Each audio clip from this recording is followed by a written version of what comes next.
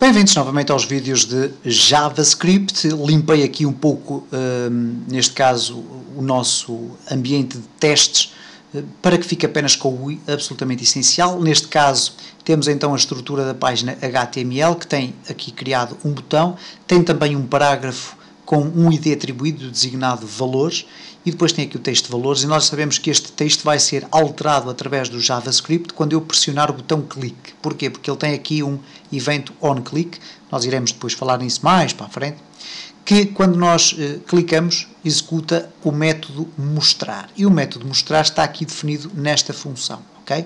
O que basicamente faz este método mostrar é ir primeiro buscar aqui para a variável elemento, o elemento da DOM, que tem o ID igual a valores, neste caso é o parágrafo, cá está, parágrafo com ID igual a valores, e depois substituir aquilo que se designa por o inner HTML, isto é, o texto HTML ou o código HTML que está dentro deste elemento, ok? E substitui por valor, isto é, por aquilo que nós definimos aqui nesta variável. Portanto, executando isto que aqui está, refrescando a página e fazendo clicar, uma vez que o valor é igual a 0, ali o texto do parágrafo vai passar de valores para 0. Okay? Vamos refrescar e tudo volta ao mesmo. Ora, o que acontece em relação às variáveis que vimos no vídeo anterior como definir, e podem ser também globais ou locais, elas podem ser genericamente de 4 tipos. Podem ser variáveis do tipo numéricas, booleanas, strings ou então de valor nulo. Elas podem também, em outras situações, ser do tipo objeto, e neste caso temos aqui uma que é a var elemento, ok? Ela é igual ao objeto que resulta desta implementação que aqui está. Portanto, serão 5 valores, mas genericamente nós vamos aqui falar de 4 por enquanto. Ora, o primeiro valor é o valor numérico, e nós já vimos aqui o 0. Portanto, nós podemos definir variáveis com valores inteiros, ok? Cá está o valor 100. Podem ser inteiros negativos também. Colocamos o sinal de menos e cá está. Menos 100. Reparem que pode inclusive resultar da soma de dois valores, por exemplo, 10 mais 20, e reparem, vamos ter aqui 30, ok? Pode resultar da soma de outras duas variáveis, neste caso, var p1 igual a 100 e var p2 igual a 200, e nós podemos pôr aqui simplesmente p1 mais P2, e reparem, cá está, 300. Podem ser variáveis numéricas com número flutuante, isto é, por exemplo, 12.56. E reparem o que é que vai acontecer, vamos ter aqui então 12.56. É evidente que se eu adicionar aqui 2.5 mais 2.5, vou ter o valor 5, ok? E, portanto, todo este tipo de valores, quer sejam inteiros ou com casas decimais, podem ser definidos como valores de variáveis, ok? Depois temos as variáveis do tipo string. Elas são variáveis que nós geralmente designamos por cadeias alfanuméricas, isto é, constituídas por caracteres. Nós vamos falar de strings um pouco mais à frente, de forma mais detalhada, mas basicamente vou dar aqui um exemplo, que é, por exemplo, colocar aqui João, e reparem, vou refrescar, e cá está João. As variáveis string têm esta particularidade de terem que ser definidas entre aspas, ou então entre apóstrofes, ok? Quer entre aspas, quer entre apóstrofes, o resultado genericamente vai ser o mesmo, havendo depois ligeiras diferenças que nós iremos explorar a seu tempo. Temos depois as variáveis do tipo booleano. Booleano significa ter uma variável cujos únicos dois valores são o valor verdadeiro ou falso. Neste caso, true, ok? Ou false. E o verdadeiro ou falso, neste caso, não nos interessa propriamente para apresentar o seu valor. Eu posso apresentá-lo e reparem, vai aparecer o texto true. Elas existem essencialmente para controlar o fluxo do meu programa. Isto é, se eu quiser dar aqui um exemplo, eu vou simplesmente fazer o seguinte. Aqui dentro, vou colocar aqui um comentário e vou dizer o seguinte. If valor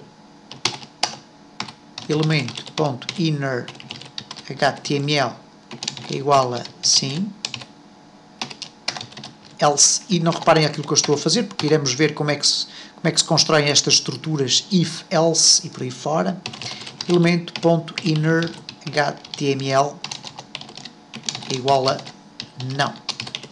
Isto significa que se valor for igual a verdadeiro, vai ser executado este comando. Caso valor não seja igual a verdadeiro, vai ser executado este. Portanto, reparem o que é que vai acontecer. Eu vou clicar e cá está, sim. Se eu alterar para false, neste caso, vou refrescar e cá está o não. E, portanto, genericamente, as variáveis booleanas só podem assumir estes dois valores, ou verdadeiro ou false, neste caso, ou true ou false. E, finalmente, o valor null. O valor null é exatamente aquilo que ele insinua. É nulo, isto é, um valor sem qualquer expressão da apresentação.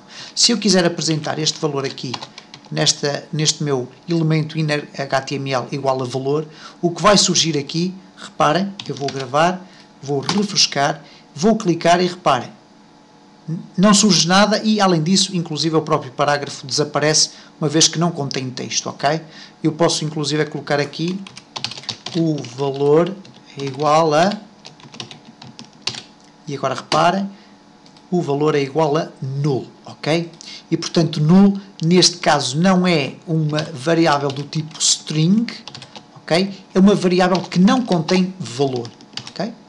E, portanto, isto poderá ser importante depois para quando quisermos estar aqui a estudar os diferentes tipos. Existe depois a possibilidade de fazer conversões, ok? Sempre que possível, o JavaScript executa a conversão dos valores pela nossa parte e, portanto, ele faz exatamente aquilo que tem a fazer. Porque, reparem, por exemplo, aqui eu estou a fazer aquilo que se designa por uma concatenação, isto é, juntar uma string, um texto, com um valor que pode ser um valor numérico, ok? Pode ser um valor igual a 100. E neste caso eu teria que, em condições normais ou em outras linguagens, fazer aquilo que se chama um cast explícito. Isto é, dizer assim, bom, eu não posso apresentar este valor porque ele é um valor numérico. Tenho que o transformar para um valor do tipo string para o poder apresentar aqui dentro, ok? Mas não, o JavaScript encarrega-se disso e reparem o que é que acontece. Eu clico e o valor é igual a 100, sendo que este valor 100 já foi uma alteração, uma adaptação, uma conversão de um valor numérico, ok? Para converter strings para números, de números para inteiros, isto é, uma string, imaginem uma string que contém, por exemplo, o valor 100, ok? Reparem que o resultado aqui é exatamente o mesmo. No entanto, esta string não me permite fazer, por exemplo, isto, var resultado é igual a valor mais 200. Porquê?